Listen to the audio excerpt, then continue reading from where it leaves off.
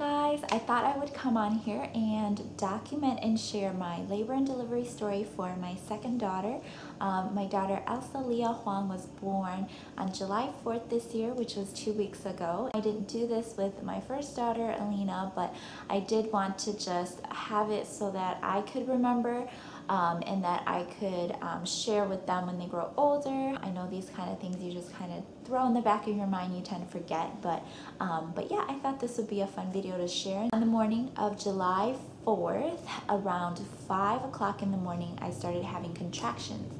Now, I did have contractions with my first daughter too, but I was not as dilated as I was the second time around, just because I think after you have given birth one time, you know, everything's kind of stretched out, and I was already 3 centimeters dilated like 2.5 weeks ago or 2 weeks ago, and so I knew it was coming. And so on the morning of July 4th, I woke up, and it kind of is like that feeling where you feel like you have to go to the bathroom to take a dump.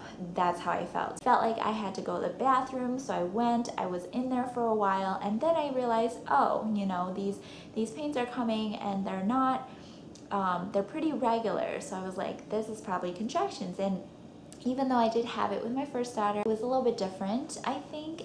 So anyways, I started having contractions 5 o'clock in the morning.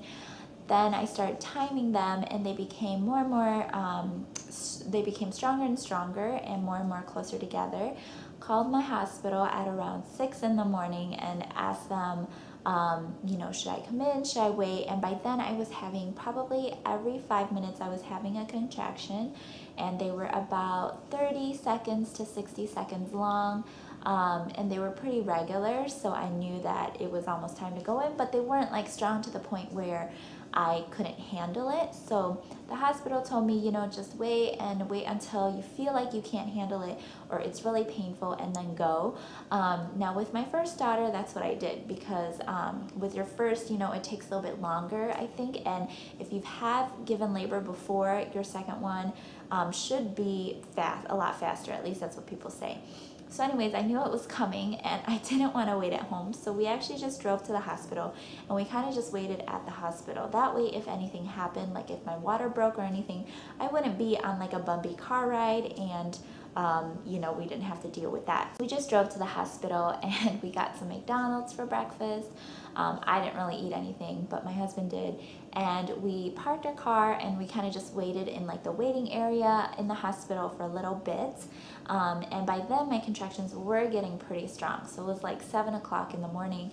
And so yeah, and we were just there, and then finally we checked in at around 7:30. They checked me. I was about 4 centimeters dilated, and I got checked into the hospital around 10 o'clock, I would say, or I would say by around 9:30, 10 o'clock, the contractions were getting really strong, and by then when they checked me, I was 7 centimeters dilated. And my husband has done a lot of work trying to push and put pressure on my back and just really help in that area of pain, helping me deal with the pain. And yes, it was painful, but I somehow was able to get through it without having an epidural. I felt the strongest contraction I have felt up until then, and that's when I felt my water breaking, and I was already on the hospital bed, so that wasn't an issue. So I felt my water breaking, my water broke, and then they checked me again, and I was pretty much, then I was already like 8 or 9 centimeters. So I just remember like it got so strong, and I was just trying to get through it without having an epidural, because I did have the epidural with my first labor, with my first daughter when I was in labor, but I had a bad experience with it. I had a horrible allergic reaction to like the tape that they used that was on my back for like 2 or 3 months. I also had horrible pains from like the incision point when they put the epidural. For about 2 or 3 months it was like sore and kind of painful, and yeah, I didn't have like a really good experience with it. I wanted to try natural birth, like all natural. And so I was like, okay, keep pushing, you know, keep thinking positive thoughts, keep praying, and keep, you know, just savor the moment and try to get through it. And so that's what I try to tell myself and try to stay strong. And yes, it was really hard, but I think up until that last moment when the nurse checked me and she was like, okay, it's time to push, I was thinking like, oh my gosh, I don't think I can do it. But you know, somehow I was able to get through it. And it did help that this time my labor was so short, that everything was progressing so quickly, because with my first daughter there would have been no way. Like, it was just, I was waiting for so long. So so yeah, anyways, at around 10 o'clock, I think, or around 10:15 or so, was when I started pushing. And they told me I was 10 centimeters. Doctor came in, nurse came in, and I started pushing. And I remember, you know, the pushing and just feeling every push, which I didn't with my first labor, which I think that made it so much more of like a rewarding, empowering experience to be able to feel your pushes and to be able to feel that, you know, like you're making progress, as opposed to like when you have the epidural, you can't feel anything, right? So you're just like, you don't know what's going on. But yeah, I was totally feeling everything. And thankfully, you know, after about 10 minutes of pushing, I don't remember how many pushes it was, probably like 8 or 9 or 10 pushes, but around 8 to 10 minutes of pushing, I would say, you know, my daughter came out, and I was just so thankful when I saw her, and she started crying, and she didn't have any complications, and you know, they wiped her off, and then they put her on my chest, and oh, the feeling is just like miraculous. It's just like the best feeling in the world when you know that you were able to give birth to your baby daughter, or to your baby, and that they came from you. It's just a wonderful, wonderful, such a blessing feeling. But anyways, so yeah, I was just holding her at that moment. That was just precious, because like I said, it was my first labor. I got the epidural, and I wasn't able to do that because they had to check her, and they took her to the NICU actually, because she had some issues with her in the beginning, but she was totally fine after that. But yeah, this time around I was able to hold my daughter right away, and it was just amazing. That's pretty much my story. I was Group B strep positive. I had to get the antibiotic, and yeah, I had to get that, and that was fine. They just put it through the IV.